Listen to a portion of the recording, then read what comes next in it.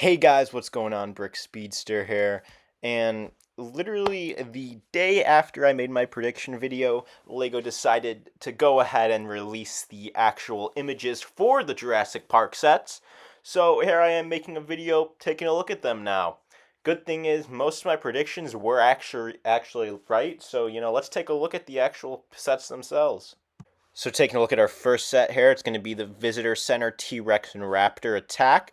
Coming in with 693 pieces, you're going to have 6 minifigures with the 2 dinosaurs like I previously mentioned, and it's also going to be $129.99 in the US. So first thing I want to point out really quickly is the box art, and there's a lot of things I like on this box art, but a good amount of things I hate. First of all, almost looks like a 5-year-old kind of slapped this thing together.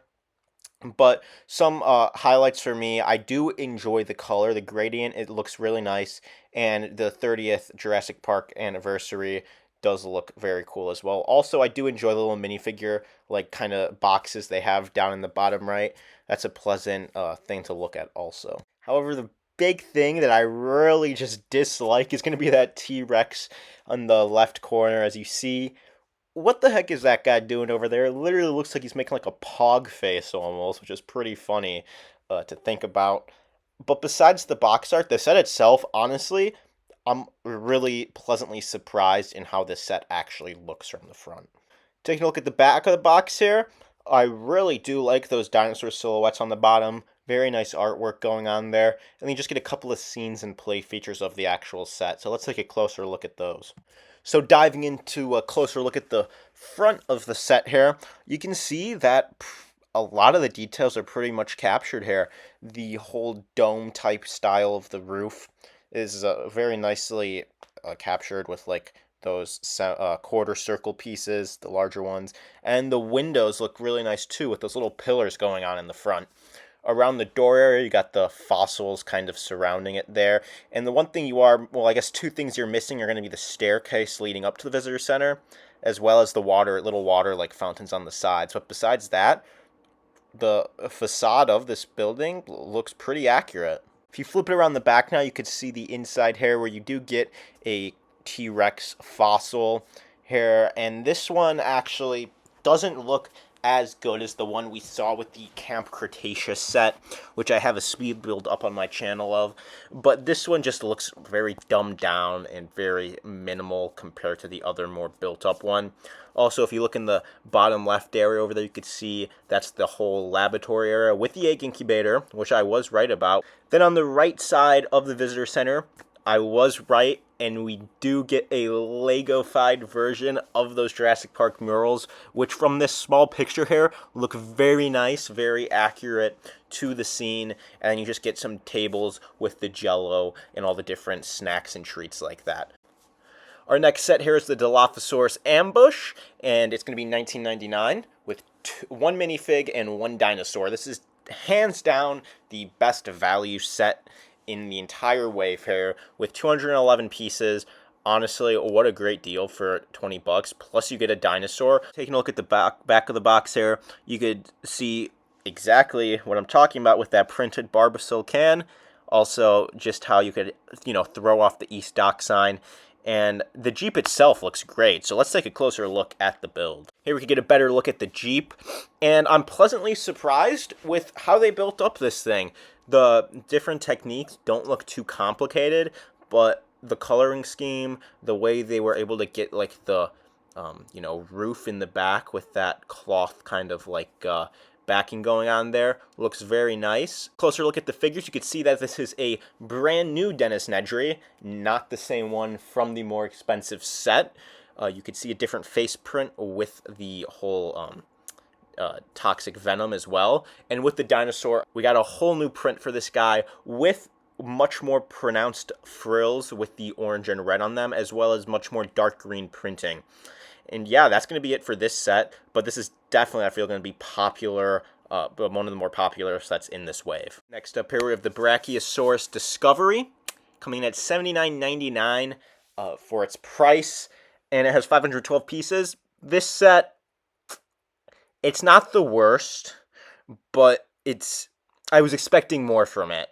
On the back, you can see a couple of the different play functions, and unfortunately, you can see how the Brachiosaurus's legs are not articulated, which is very sad to see, especially in such a pricey set.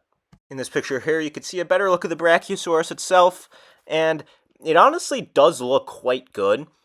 I wish the coloring was maybe slightly different with more of a kind of neutral greenish color with like maybe brown printing on it instead of a gray and blue, which isn't very accurate to the scene itself. However, I really do enjoy that tree build in the set. It really does look nice. And then down in the corner, you can see how they do have the Brachiosaurus paddock kind of sign, which is very cool to see that sticker type that was seen in the T-Rex breakout set being used again here for the Brachiosaurus. You're also going to be able to recreate a scene from later in the film where Alan and the kids are feeding the Brachiosaurus, which up closer, the face of the Brachiosaurus looks very nice. Taking a look at the Jeep now, it's going to be very similar to Dennis Nedgery's Jeep, except it does not have the covered back.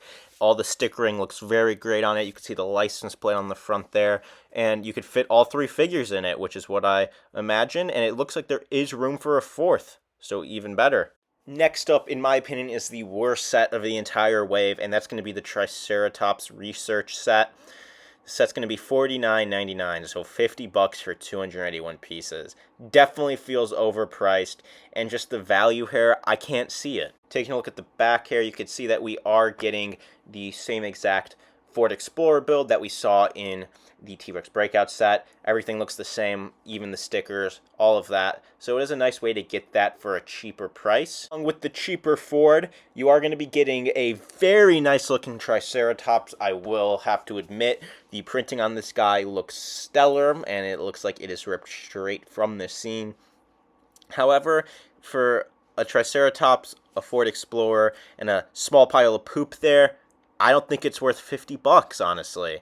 Taking a look at the other minifigures, though, Ellie Sattler is in a dirty appearance there, and Ian Malcolm does actually look great in this casual, undamaged look for him. Our last set here is the 4 Plus Velociraptor Escape set, coming at $39.99 for 137 pieces, so like most 4 Plus sets, very overpriced. Here you can take a look at the back of the set here. Nothing crazy going on. However, where this set is going to draw a lot of collectors in is going to be in these minifigures here with that exclusive Robert Muldoon that we're seeing for the first time. So wrapping up this video with my final thoughts here. Am I disappointed? No. I think this wave could have been a lot worse, and I think they pulled through in a lot of areas with these sets. However, the prices are definitely what's going to kill this wave, as these sets are way more overpriced than I would have ever thought. But you are getting some pretty cool figures and dinosaurs as well as the builds. So if anything, this really just makes me more excited for the future of LEGO Jurassic Park, and hopefully they start to branch in the Jurassic Park sequels and make sets for those movies. But that is going to be all for this video today, guys. I hope you did enjoy, and if you did, don't forget to like and subscribe for future content from me. See you in the next one.